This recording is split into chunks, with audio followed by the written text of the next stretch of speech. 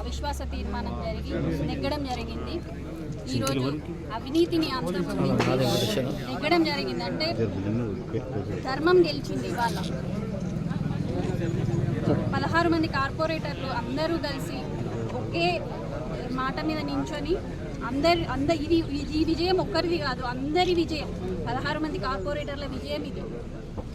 అంతేకాదు ఈరోజు ఇంత కాంపిటీషన్గా ఇంత పోటీగా ఉన్నా కూడా అందరూ మాకు సహకరించి ఈ ఎన్నిక జరిగినందుకు అందరికీ పేరున ధన్యవాదాలు తెలియదు.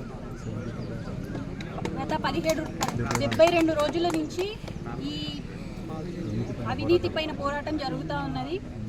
అయినా ఎన్ని కష్టాలు పెట్టినా, ఎటువంటి అడ్డంకులు వచ్చినా కూడా అందరూ ఒకటే వైపు ఉండి, మా వైపే ఉండి మమ్మల్ని నెగ్గించడం జరిగింది. ఇప్పుడు మీరందరూ ఇంతకుముందు ఏ పార్టీలో అయితే ఉన్నారో అదే పార్టీలో కొనసాగుతారో పార్టీ అందరం కలిసి డెసిషన్ తీసుకుంటాం.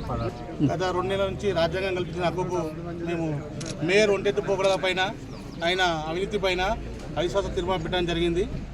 వాళ్ళు పక్కదారి వైపు కోర్టు నుంచి పోయి ఆర్డర్ తెచ్చుకోవడం జరిగింది. దాన్ని మేము సవాల్ చేస్తూ న్యాయస్థానం న్యాయం అయితే ఏదైతుందో దానికి మాకు అనుకూలంగా ఆర్డర్ ఇవ్వడం జరిగింది. ఆర్డర్ ప్రకారం ఈరోజు బండిల కార్పొరేషన్లో అవిశ్వాస తీర్మానం పెట్టడం జరిగింది. దానికి సంపూర్ణంగా 16 మంది ఓటేసి మేయర్పై అవిశ్వాసం నెగ్గడం జరిగింది. ఈరోజు మేయర్ని చైర్పై నుంచి దించడం జరిగింది. ఒంటెద్దు పోకడాలు పోయిన మేయర్ గారిని ఈరోజు చైర్పై నుంచి దించడం జరిగింది. రేపు రాబోయే దానిలో బండిల కార్పొరేషన్ని మేము 16 మంది కాక అందరం కలుపుకొని కార్పొరేషన్ ఎలా అభివృద్ధి చేయాలనేది అందరం సమస్య కూర్చొని మాట్లాడి అన్ని రంగాల్లో కార్పొరేషన్ అభివృద్ధిలో నడిపిస్తాం. ఇప్పుడు మేయర్ని ఎవరు పెట్టుకోవాలనుకుంటారన్న మీరు?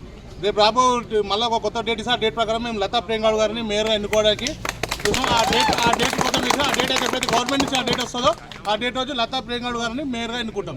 మేయర్ గారు వర్గంలో వారు కార్పొరేటర్ మీతో సంబంధంలో టచ్లో ఉన్నారా? లేదు, గవర్నమెంట్ కలెక్టర్ గారు పంపించి కలెక్టర్ గారు సూచన మేరకు చెప్తాను చెప్పారు. ఆ డేట్ కోసం వెయిట్ చేసినా, ఆ డేట్ కోసం వెయిట్ చేసినా, ఆ డేట్ వచ్చిన మరుక్షణమే లతా ప్రేంగాడు గారిని చైర్ పైన కూర్చోవడం జరుగుతుంది.